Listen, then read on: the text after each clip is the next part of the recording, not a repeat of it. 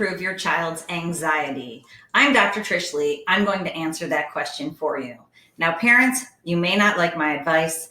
I have been working with families for over 25 years. That's how I know that as a parent, you may not love this advice, but I'm going to use this slide to show you what I'm talking about. Okay, the number one thing that you can do to help your child decrease his anxiety is to regulate yourself. Now, as a neurofeedback and a brain health professional, I know that brains attune, and I'm here to teach you that. So what that means is if you are stressed out, your high, fast energy in your brain is going to impact that of your little one. Now, I'm definitely not saying that it causes the anxiety in your child. So let's visit that for just a second. What causes your child's anxiety in the first place? Well, brains don't fall far from the tree. So if you feel like you run hot and you may have an anxious piece to your demeanor and your child does too, or if your spouse has an anxious bit to their demeanor, that could be that the brain pattern that creates anxiety in the first place is there in your child because it is passed down familially.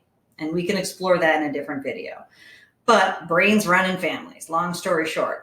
But it's nature and nurture, which is what we're going to look at in this slide. So the nature piece is perhaps your child is using the pattern that leans towards anxiety in the first place. But then if you're running hot or moving in overdrive or have anxiety yourself, you will accidentally ramp up not only your own energy, but your child's also. And then as their energy ramps up, it will ramp up yours. And it will become a vicious cycle in a family dynamic. So the number one thing you can do is try to bring the fast, high energy in your brain down, because subsequently it will bring the energy in your child's brain down too. Now, I not only know that because of my background and my profession, I'm also the mother of 5 children. I practice this on a daily basis. I have to keep myself regulated. And honestly, because I know this, I go out of my way to regulate my children for them. So if my child is upset and stressed out, I kick it into extra calm mode.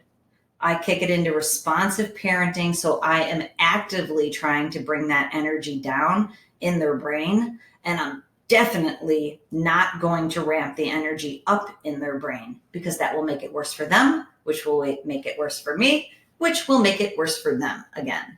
Okay, so let's look at our visual here. So, and this has to do with younger children, this example, but it applies to kids of all ages. So here we have the child in the first concentric circle. That child is being impacted by parental anxiety or depression, overprotective parenting behaviors. Same thing goes for underprotective, but depending upon the interaction style of parent and child, and parental modeling of anxiety. So the model is one thing, but what I just told you about the energy in the brain ramping up too, that is true. So first of all, when you model how you deal with anxiety, you give your child those tools also. So my children see me. If I am anxious or if I am feeling stressed out, I give myself a break to bring that energy in my brain down, modeling the behavior that if I'm feeling overly stressed out, I give myself an out to self-regulate, because when I self-regulate, I'm bringing that energy down. And at the end of the day, we're talking about neurological regulation, which then carries over into self-regulation skills for children and for adults. So when I give them that model, then they're able to practice that. Okay, so now going out even further in concentric circles are life stressors. And right now during COVID-19, there's a lot of life stressors. Kids are being isolated. Families are struggling financially, which down here we have lower household income. So we know that maternal education level, and here it says parental, but the science has shown for a long time that maternal education level is a factor in how kids can deal with their anxiety and how much money, and you don't have to have infinite amount of money. You just have to have security and safeness in terms of financial peace. So, and family conflict So if there's a lot of conflict within the family, and that goes back to what I was talking about, dynamics. If your brain energy is ramping up the energy in the home, that leads to more family conflicts. And honestly, one person can break that dynamic, the one who walks away. And I try to teach my kids that when they're arguing with their wide variety of siblings, which is also a factor. More siblings creates more family conflict. It's more of a strain on the household finances. So, there's a lot of back and forth with all of these parameters. But what I try to teach them is it takes two to tango. So in my home, if there's any conflict between a pair of siblings, there's consequences for both of them because it takes two to tango. One person always has the ability to self-regulate and walk away from a conflict. That's the stronger person. And a lot of times, they're not able to do that. And in my home, thank God, it's only low-key bickering about nothing. But if I have to deal with that and they're not able to resolve it or have one person walk away, then there has to be consequences delivered.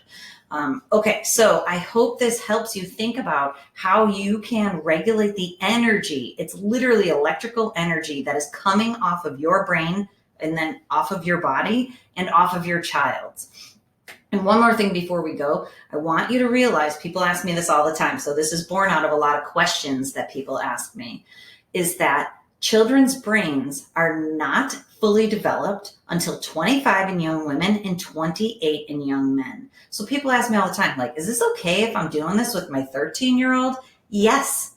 I tell my children all the time, I'm sure they hate it, but I tell them that I am their frontal lobe and that if they can't regulate themselves, I'm going to regulate them for them, hence the consequences.